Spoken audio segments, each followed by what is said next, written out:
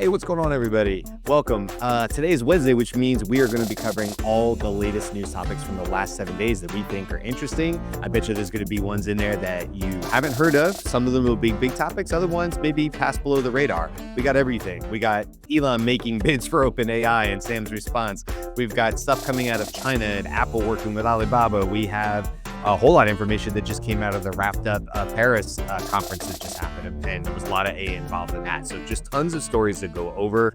That's the goal of our Wednesday show, is to catch you up, tell you what we think matters, and just have a good conversation about it. So this is the Daily AI Show. Today is February 12th, 2025.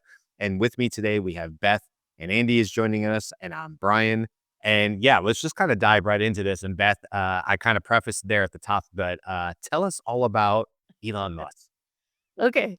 So, if you just heard like the bones of this, it sounds like a fifth grade like slap fest kind of thing, but it's actually much more serious than that. First of all, Elon had a group of investors lined up and made the bid 97.4 billion to acquire control of OpenAI's nonprofit arm. And as you may know or remember or are just finding out for the very first time, he was part of OpenAI when it was first founded as a nonprofit. And in fact, he was the money behind OpenAI when it was first founded. When he left, that's when the Microsoft partnership happened because he took his money and went home.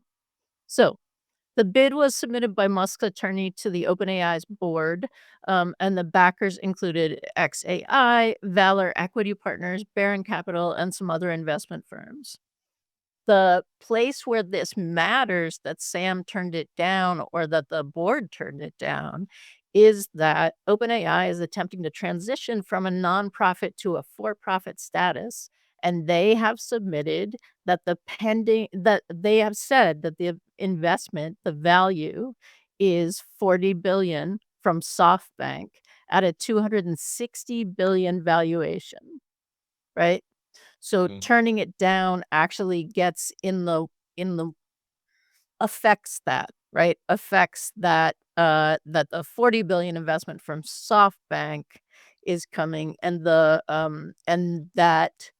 the money that, the bid that Musk made, affects that valuation a little bit.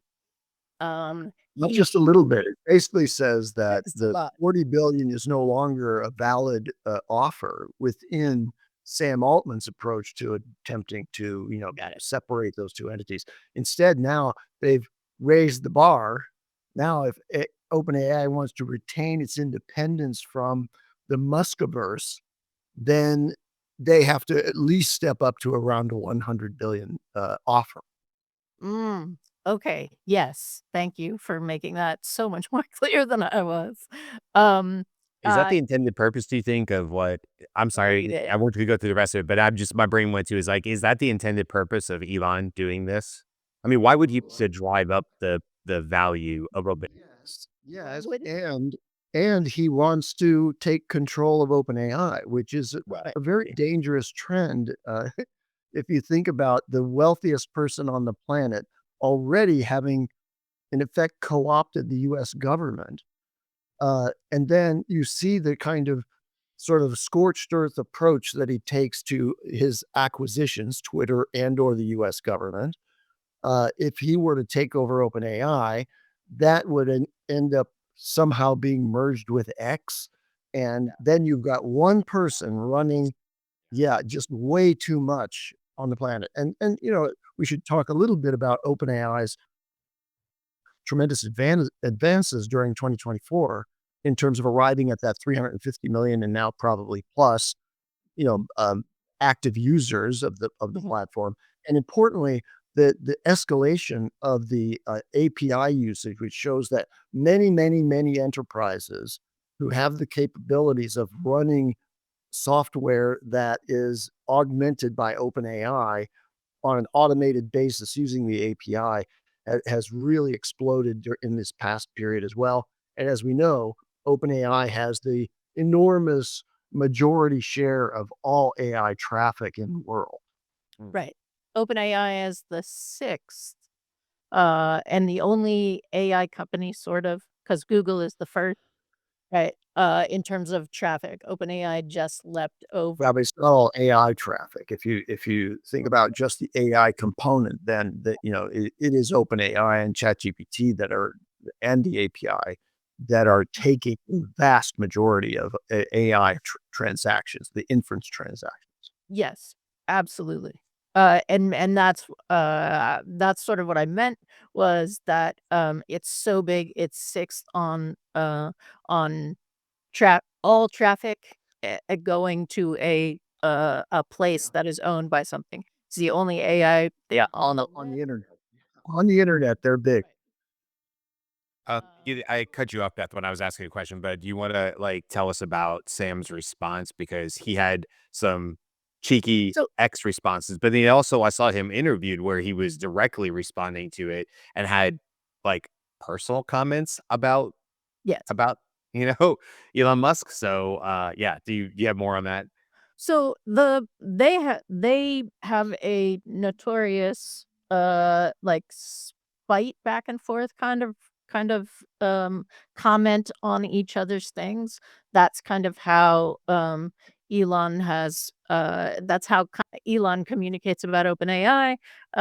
There was a whole thought that if people remembered that the strawberry is coming. What is strawberry? We have all these strawberry things. There's a story about Elon being concerned about the like strawberry is kind of like the paperclip analogy as well. Like it could get out of control, and therefore this kind of thing might happen. So Altman said nah, right, and but did offer to buy Twitter and called it Twitter for 9.74 billion instead, right? So like the counterpunch. Yeah, but Um, just real specific on that, what's really biting about that is he moved the decimal over, right? It's the same number, but he moved the decimal over, and that's what really spoke to it is like he didn't just come up with another number like 6 billion. He has the same digits, moved the decimal, which is a very strong response to X isn't even close to the value of what OpenAI is. At least that's the way I read it, which I and it's not. yeah. Right? Because X has lost I don't know the stat for that, but it's like 70, 80, maybe 90% of its value, right? So, Well, like, yeah, and Elon. and remember that Elon paid, I think, 44 billion for it. So Yeah. if the Sam's offer were to be Person paid accepted, it would be a anything. capitulation. So that's the insult of it. The other aspect of it, though, is that I believe that there's a growing understanding that acquiring X had a value way beyond its monetization value. Yes. And clearly that's a function of Elon's ability to transform that into a personal organ of an instrument of domination of the chatter sphere, if we will. And that lent directly to his ability to be standing by in the Oval Office next to the Resolute desk and opining on how to run the U.S. government on national television yesterday. And yes, 100%. Um, the other thing that Altman was saying, in the interviews was, some very personal stuff, right? Like Elon has a problem. He behaves in the world as someone who had a very unhappy childhood, like those kinds of references. Yeah. Um, and that's, like, okay, right? I mean, this was such a huge kind of out of left field thing. Maybe that is how you start to talk about it. Talk about the motivations or, like, try to get at those kinds of things. It is very interesting because, of course, the other piece of this is that OpenAI has like their own government model working with the US government, and Elon is not part of that AI process, although Doge is purportedly eliminating many things and going to replace them with AI That's purported part of that reduction in government and cost saving. At least, right? Like, well, I'm not endorsing that in any way. I'm just seeing what the reporting comes out. Sorry, Jude said he's like a Bond villain. That made me laugh. Um, you went on mute, Andy. Andy, you're very animated, but you're on mute. Yeah. So I wanted to elaborate on the Bond villain one because on that show, on the television feed, and you'll see it in social media, he's standing next to the desk, but he has his mini me there. He is Dr. Evil. Okay. And he's playing the part. He's got his son there in the Oval Office, standing in front of him on the camera. Yeah, that is a weird, by the way. Like I'm not playing politics on this side. I that's not what you're coming to this show to get is politics. Where it intersects with AI, we can certainly talk about it all that. But it was a weird scene in the Oval Office. I'll say that. Like I was like, I haven't seen something like this. There's a guy sitting off to the side, like him, don't like him, whatever, and he's got like a hat on. They sort of talking next to President Trump. Anyway, it was a weird scene when I saw it on the news and stuff.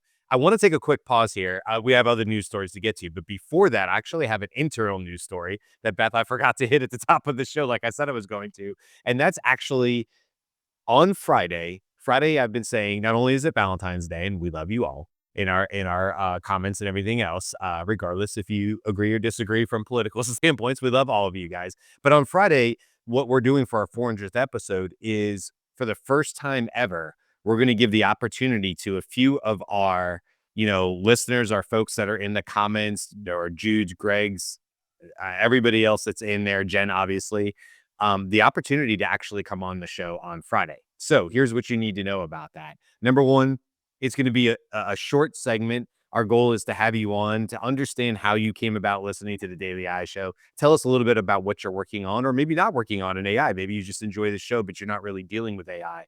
And some other things along the way, and just have a conversation. So here's what you need to know about this. If you are interested on being on the show, couple things. Obviously, you have to be available during this hour, right? Now, if you're in the comments right now, you may be, but we also understand that not everybody is in a position where they can just jump on a show. You have to have decent lighting. You have to have a good mic. We have to be able to see you, a stable internet connection. These things are obvious. If that sounds interesting to you and you'd like to be on this show on camera, you have to be on camera for, let's say, 5-ish to 10 minutes. You need to send an email saying you're interested over to us at the Daily AI Show at gmail.com. That's the Daily AI Show at gmail.com. Send us an email. It has to be today because obviously the show is on Friday and we need an opportunity to see how many people are interested in that, and also have the ability to schedule actual times. So we'll actually be telling you, hey, show up at whatever, 10:20 or something for your segment. So a lot of moving parts, but we really want to do something special, not only for our 400 show, but we really want to make that 400 show about you, the audience. The growing comments over these last couple months has just been insane. It's so heartwarming to watch. And so we're just so grateful for it. So there's some news for you. For the first time ever, we're going to actually allow other people to be on the panel with us for a couple of minutes. And the only person we would want to do that first with is you. So if that sounds good to you, send us an email over to thedailyishow@gmail.com. It has to be today, Wednesday, February 12th, in order for us to set this up correctly by Friday. So this would be this Friday, 2 days from now is when you would be on the show. Okay, that's that. Are you guys ready to move on to some other news as well? Okay, so I have a no. I did. There was one thing that I was going. I gotta unmute while I'm doing it because I gotta type the things in the chat.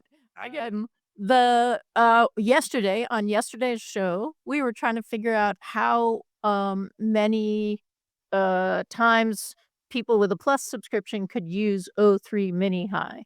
They have not announced the change, but there is a change. So it used to be 150 a week. Now it's 50 a day. And the way that people have found that out is they got close to the 50. And then they get that OpenAI message that says, you're nearing your limit. Your 50 will reset tomorrow at, in the next 24 hours whenever that first message was started. So that's actual breaking news that you wouldn't get from news people unless you were hanging out on Reddit or X. All right. All I want to say is to the comments really quick too. I can already see this, guys. This is why we don't talk politics on the show. We try not to. I already have people who are responding to my comment about saying I thought it was interesting the situation in the Oval Office, folks.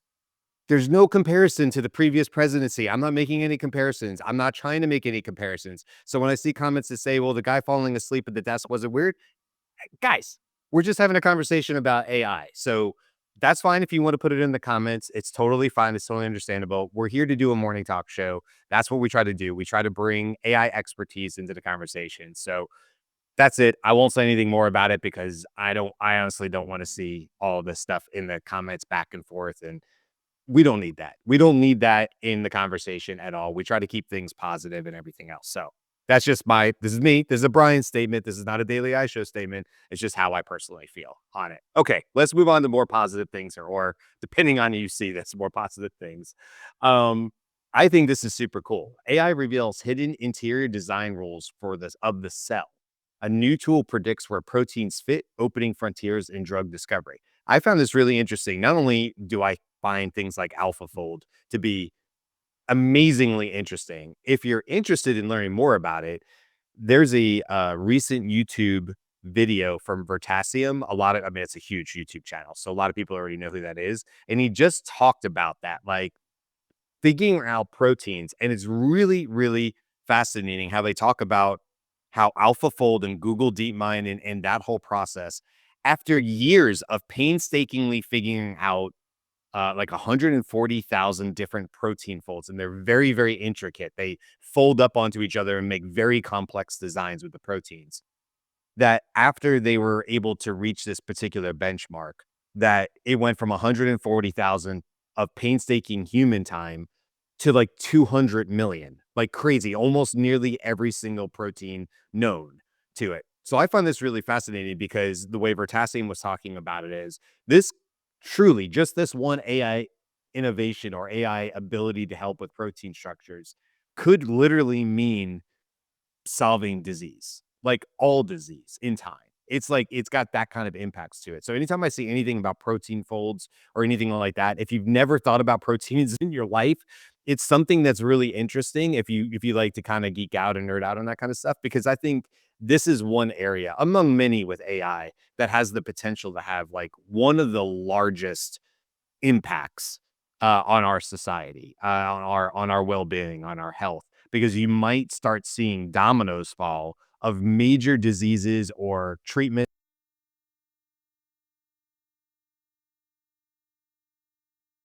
What happened? It's because I talked about something, isn't it? Yeah, man. Would you? Oh, go Alright, there. but yeah, I was gonna say just about the proteins. So this is saying this is a new deep learning model can now predict how proteins sort themselves inside the cell. So it's different than what AlphaFold was going. The model has uncovered a hidden layer of molecular code that shapes biological organization, adding new dimensions of complexity to our understanding of life and offering a powerful biotechnology tool for drug design and discovery. So this is out of Spectrum .org. I don't know, it's an interesting website, but regardless, very exciting. Almost like every other week, I feel like we see super cool stuff coming from protein structures and how it works with AI. And so I think this could be really impactful in the very, very near future. I mean, guys, we might be living in a world where we see diseases that were incurable be just falling like dominoes. That's like so exciting to me. And that's one of the things that's come out, right? When you hear people, when you hear like Dario Amodei, I think is the one who made this comment, but when you hear the people who are in the room and in charge of the frontier models, they talk about the things that they think are happening soon versus later, and medically and specifically in terms of disease treatment is one of the things that they think will happen very soon, right? Versus like the nebulous idea that we will have other energy sources. That's a little more undefined, but because of these technologies that have the ability to do all of that analysis. And that is another company, not Alpha, not Google, right? Not AlphaFold. So it's again, once that barrier has been broken, more companies are coming in to that sphere. Yeah, for sure. I love it. I have plenty more stories, but I want to make sure we keep going around the horn. Andy, did you have any news stories? I know you're traveling a bit, but did you have any news stories you wanted to bring in? Yeah, I want to highlight the analysis that Anthropic did about the actual traffic and utilization of Claude. And I don't know if you guys saw this as well, but I can share my screen and show you what that summary is. They analyzed millions and millions and millions of conversations with their bot, and now they can basically show both for their API and for the chat bot what people are actually doing with it. Okay, so it's important information. I think it ought to be comparable to some information like this analysis of what people are actually doing with their platforms from all the other major players. Like, so if OpenAI were to reveal what it is that people are doing with the API and with their ChatGPT access points, that would be really cool. So let me just pull this up. I was reading the comments. Is this for the economic index? Okay, Andy, just you may not, but that's our show tomorrow. Oh, okay. Well, it's relevant, but this will just take a second and just as well as show this piece. Absolutely. So we're gonna do a small, we're gonna do a brief thing, and this is gonna be very cool. Come back. Yeah, and I won't have much more to say about it other than that here's this nice little chart that they presented that shows the 6 major areas, and it breaks it down in each one of these is you'll see what the top use cases are. Like, this is the task that is being used by coders, and there's the top 3 tasks that are being done. So they've summarized it to a high degree. So you can drop that share, but I think it's really important, and apparently we're gonna go into it in detail in a future show. Yeah, tomorrow. As a matter of fact, it'll be our show between this and the it'll be episode 399. It will be about Anthropic's economic index. Because we thought that was really interesting too, Andy. In fact, Beth and I think Carl had also shared something about it. And it's more than just the article. Like there's a whole paper that goes with it and the data set that you can get access to, which is super cool. So if you want to go play with the same data set, and they talk about, I think it's called Clio. We'll talk about that tomorrow, which is how they extract this out of conversations without breaking privacy laws, which would be, I'm sure that's what a lot of people thought. I was like, whoa, hold on, Anthropic. Eh, What are you doing with comments? What are you doing with my threads? Like, how are you doing that? So I'm sure people want to know, like, how are they extracting that data without compromising anybody's safety or desire to use any of Anthropic's tools without feeling like it is being tracked or listened to or any of those kind of things. I do. So we'll definitely talk about that tomorrow as well. Beth, what else you got? So I have a story that is one of those like it's a part two from a story that Jimmy brought last couple months ago, and it uses lidar. And LiDAR is, basically where they fly a plane or a something that shoots down laser beams and Mhm. tracks the ground. The story a couple months ago was that they had discovered, a Mayan an older Mayan city that was not discovered because, like, for humans and planes looking without this penetration of laser beams, it's, forest covered. So, they've done that again because they have all of this, they have all of this data. It's the same kinda thing, right? Like, they have all of this enormous data. What AI brings to it is the ability to do an analysis, and this came from a graduate student saying, "So what happens if I delete the trees?" Right? Let's just see, and, oh, there's a ton of stuff that happens when you delete the trees, and then they're going back. So there's a second one also in Mexico, and it is and I'm trying to find the thing, like 300 hectares, like, it's so much bigger than the first ones they found. It's huge, it gives all kinds of new information.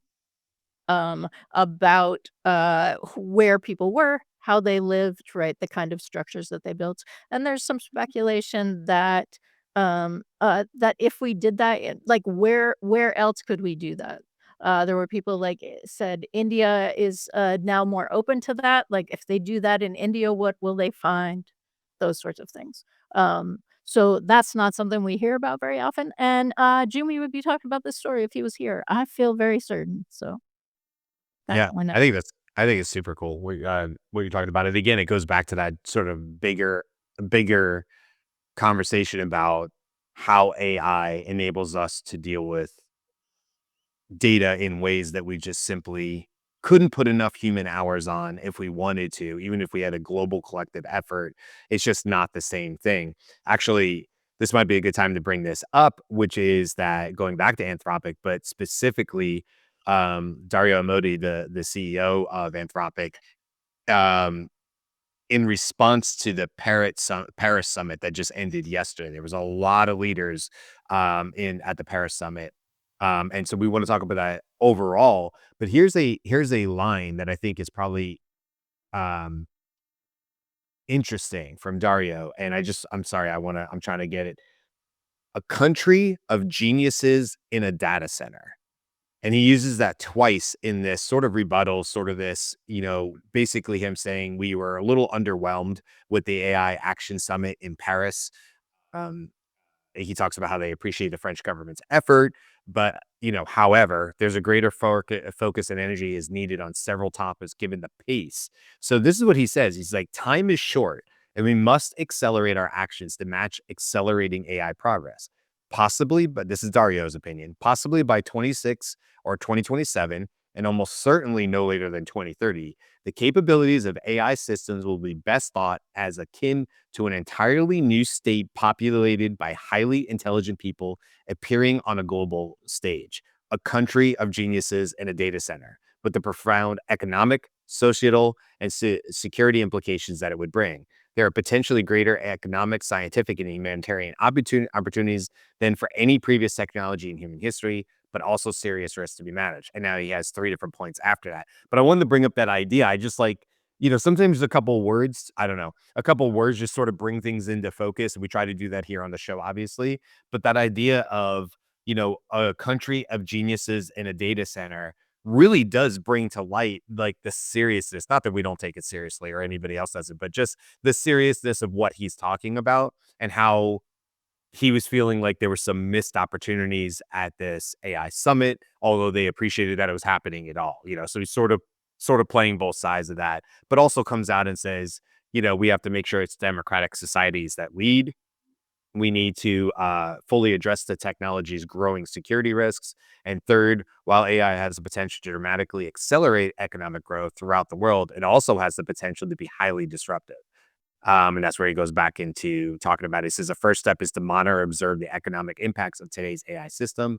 That's why this week we released Anthropic's economic index, prelude to tomorrow's show on it, right? But I wanted to bring that up. Now, there's a couple other big things that came out of this as well. The US and UK did not sign the International Agreement on Artificial Intelligence at the Global Summit. The statement, signed by dozens of countries, including France, China, and India, pledged as, quote, open, inclusive, and ethical approach to technology's development. Uh, Earlier, Vice President J.D. Vance told delegates in Paris that too much regulation of artificial intelligence could, quote, kill a transformative industry just as it's taking off. So this is very much this is in opposition to what President Macron said from France. Um, it sort of shows what we've already sort of seen, and how the Trump presidency might be different than the previous presidency with Biden. Again, not getting into the politics of it, but just how they're looking at it.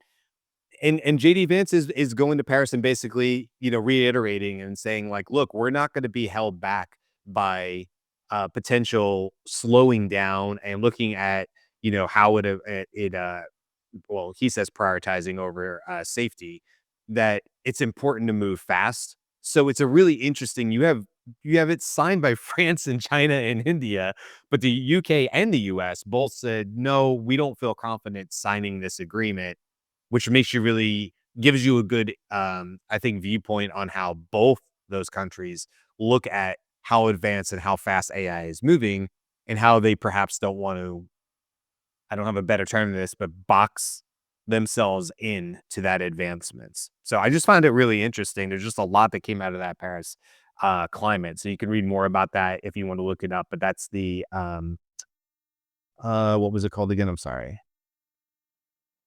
Shoot, I just lost it. But the name of the Paris climate, a global summit in Paris. Yeah.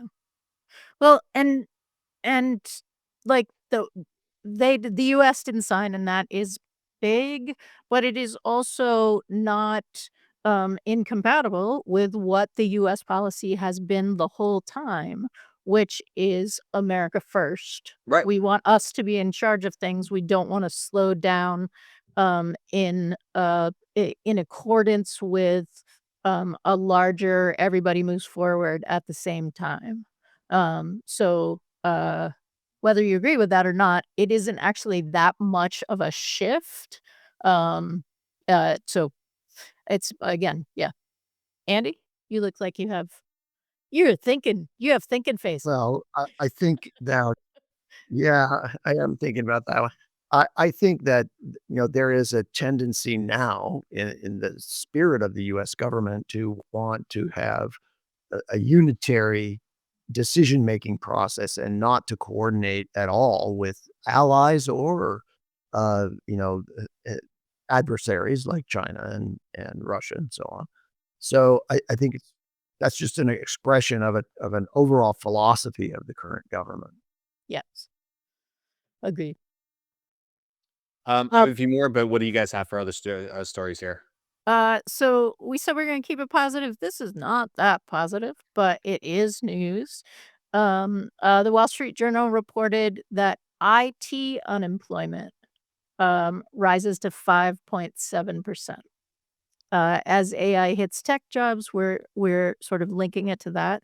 I know there's some people in our audience who like can confirm that from a job seeking standpoint as a tech, that has been affecting how jobs are filled, the number of jobs that are out there, all of those kinds of things. So uh that is the number. I mean, I think we're getting closer and closer to, really needing to have some conversation about that, and that, the economic impact is actually tomorrow's show also, so it'll come up during that as well.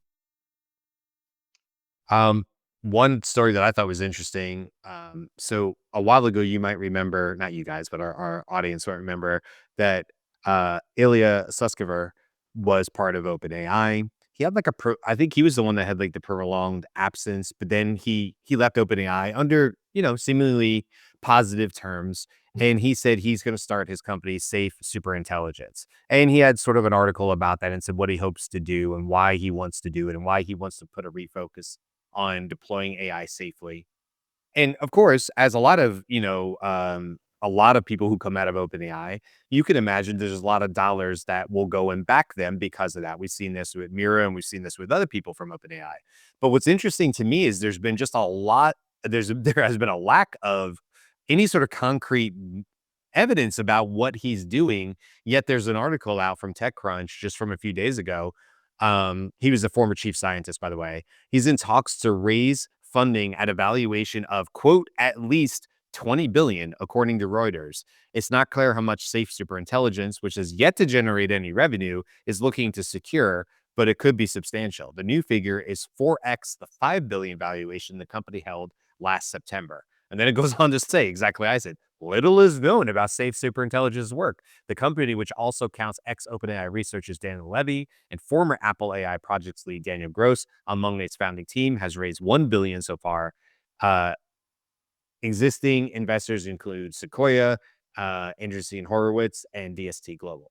So he's widely respected. We know he's one of the top minds when it comes to AI, and I think that's where this is. But again, goes back to these we're talking in billions and trillions now because that's normal. Whereas a couple of years ago, those would have been absurd numbers. But here you go, somebody leaves one company, is highly respected and probably deserves it, and they're talking about at least a $20 billion valuation of a company that has as far as I know, when I researched it, not put out more than a blog post from Ilya saying, "This is what I think I'm gonna try to go do," or this is what's important to me. It's kinda crazy. But Ilya was seen by many as, like, the I referred to him as the potion maker in the magic, company, right? Like, he was seen as the person who was, um, I think the brain behind a bunch of the new techniques, right? Andy, am I, saying that correctly? You're on mute, my friend. Yeah, Yeah, you're yeah. good. So, so it's not it like his past defines him, right? Like his past is worth that valuation. It's also like his whole thing is about safety, right? Intelligence safety. So that also, like, if you have that resume behind you, or CV behind you, plus that's your focus. I think there are a bunch of people who are just like, "Yes, that seems like, we should fund." And it's still so low in terms of funding, like, you wouldn't say that that's something that wouldn't be an amount that a new, AI company in the US would be, trying to do big things with. Although, of course, what's the last model that just somebody, just did a model for $50, right? Like, so we're seeing the other side come down. "Ooh, this only took 6,000,000. We did this for 250." The news this week was like, I can name that AI, model for $50, please," right? Yeah. Like, I built uh it on my computer at home. Yeah, so I have a kind of weave. I I have a weave off of that one on the question of super safe, super intelligence. One of the things that makes AI unsafe for us as a human population is the ability of AI to do deep fakes and imitate very precisely the expression in voice and otherwise of people. And so there's a very interesting thing. It actually came out at the end of January, but so it's not news. But there was an article submitted to IEEE Spectrum, which IEEE is like a major standards body for the sort of the world of digital. And they say that there's a simple way to require that AI generated voices are distinctly robotic. And just by applying a ring modulator to that, that it gives that kind of ringing tonality to the robotic voice, just to clearly identify that you're not talking to a live human now. And that could increase safety, right? So I don't have a living grandmother, but the problem of elderly people being intercepted on the phone by nefarious callers that are actually AI and talking to them in a very natural way.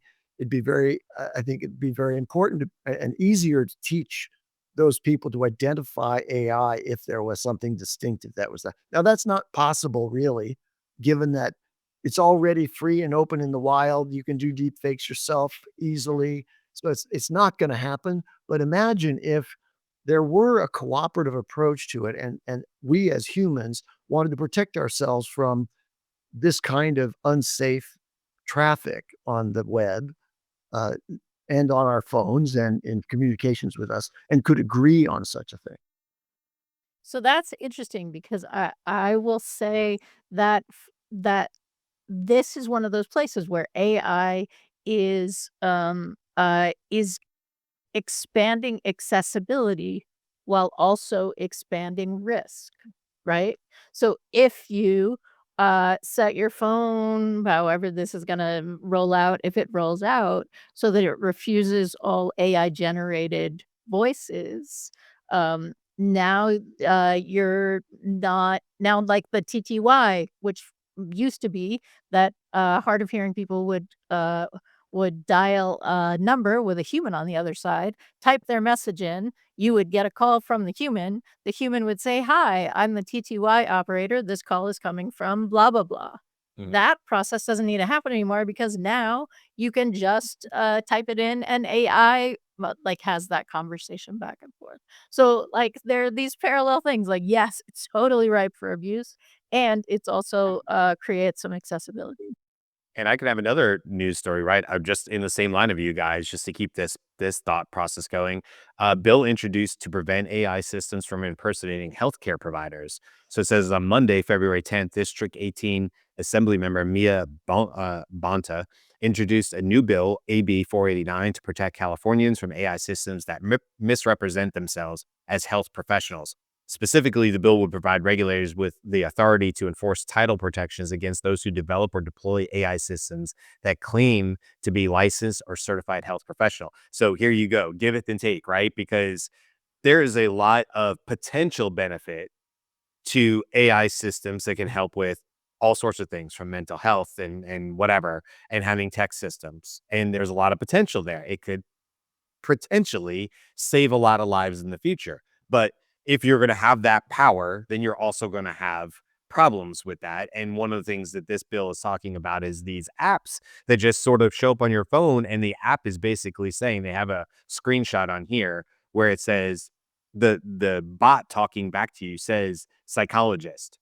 And it says, yes, I am. I have a doctorate in psychology and I'm a licensed practice in our state.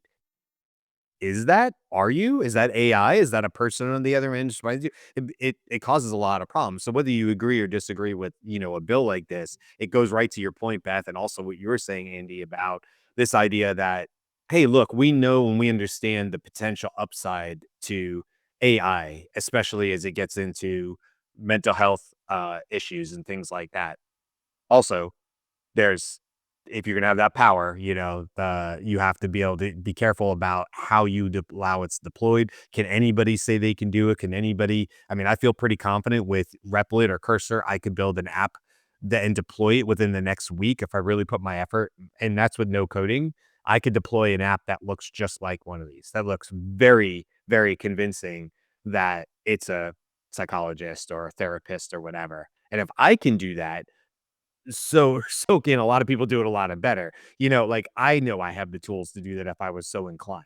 So what does that mean? It means pretty much anybody can do it because 'cause I'm not a coder, but I feel like I could hack my way into that pretty quickly, so it just makes it really, really interesting when there's almost virtually no barrier to bad actors going in and trying to take people's money, who are legitimately probably trying to help themselves or loved ones, and they're talking to AIs that are unregulated and who knows what it's saying back to them. And well, we know that AIs can, mislead and misinform and lie, outright lies. So like who's watching that? It's really, really scary for sure.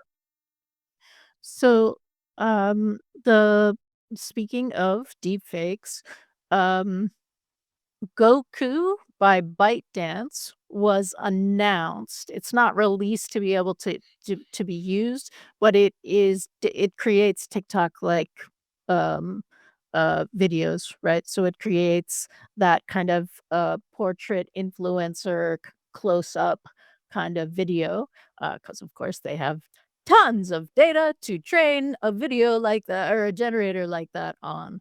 Um and like that distinction between what is obviously a deep fake and what isn't is getting finer and finer and finer. Ethan Mollick also, generated using VO2, which Brian has access to, but I don't think Andy and I do, generated, your typical Philadelphia Eagles football fans celebrating, right? So just like people wearing Eagles shirts, jumping up and down kind of stuff. And if you had just seen that in a montage of like city is excited, they would not have stood out. Although sometimes they're slow motion. So AI tends to do slow motion, so you have to speed it up on your end. But we are definitely at that place. Yeah, if you wanna promote a through line of, Philadelphia Eagle fans being, violent or throwing batteries, and there's all these stories that come from the back in the old days and stuff like that, it wouldn't take long. You could pretty much get around any AI barriers by using the correct words to not flag it, and create those videos. And yeah, like you're right. The the Google one is crazy powerful. It's much better than Sora in my opinion. And then that's not even going like then go to like Pika and what Pika Labs has been doing recently. And you can now add other characters and beings around you that look very human. And if you embedded them into like a quick panning or like bigger scene, like it's one thing if it's you and an AI being next to you, right? Like a human or somebody else, and I'm trying to pass that off and we're having a conversation like that looks like AI.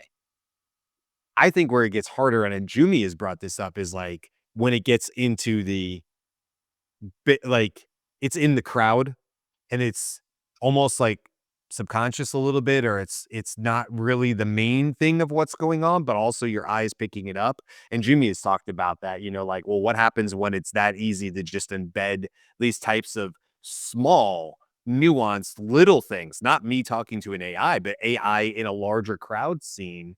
But the intent is for me to capture your eye with certain pieces and parts. Very, very tricky, very hard, I think, for anybody to pick those up initially as AI. And also, why would you think there's AI in there? Why would you think the 50th person in a crowd scene panning of a street celebration after a Super Bowl win would have AI embedded in it? That's just not where our brains go. Because we go, oh, it's the bird, it's the whatever, it's front and center on the screen. Sure, that's AI. I'm already programming my brain to think that might not be real. The other version of that, I think more to what Jimmy has said before, is much, much harder to detect. And we're not really looking for it either. Like it just wouldn't occur to us at this point. So it's very tricky. I have two more really quick, and then if you guys have any more, we'll do a quick rapid fire. This one, I have three, excuse me. One is Perplexity, I talk about them every week. Now offers file and image uploads with an expanded context window of 1 million tokens, free to all signed in users in auto mode. 1 million tokens is no joke. That's a lot of expanded context memory. So all you have to do is sign in. You don't even have to be a pro user of Perplexity in order to get that. And it's both file and image uploads. So I think that's very cool. I thought it was And what interesting. they mean by auto mode is that means you're going to be using the sonar system, which is what they elevated the context window for. But if you select another model, which you can do like R1 doesn't have a million context window, for example. Yeah, but not in the free way, not in the free side, Andy. You can only have like The models I see. right, right. Yeah. And auto was changed from featured, I think, or focused, it used to be called. Somebody called that out and they said, where did focus mode go? They've rebranded it as like auto, and auto is the one you have to have. But auto is the pre-select, by the way, which makes sense, right? So it's not like you have to change anything to do that. The other one I was going to talk about really But if you have Pro, you do, right? Like auto is the default.